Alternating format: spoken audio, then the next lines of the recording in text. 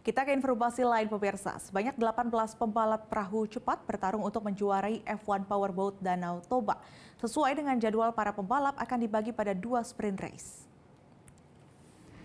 Sejumlah pembalap diketahui sudah mulai mencoba lintasan sebelum perlombaan berlangsung.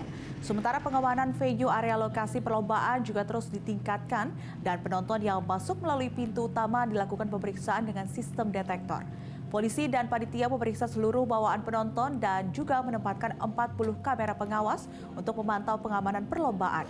Pengamanan ajang internasional ini melibatkan 1.000 lebih personel gabungan dari Polda Sumut termasuk juga personil TNI Kodam 1 Bukit Barisan.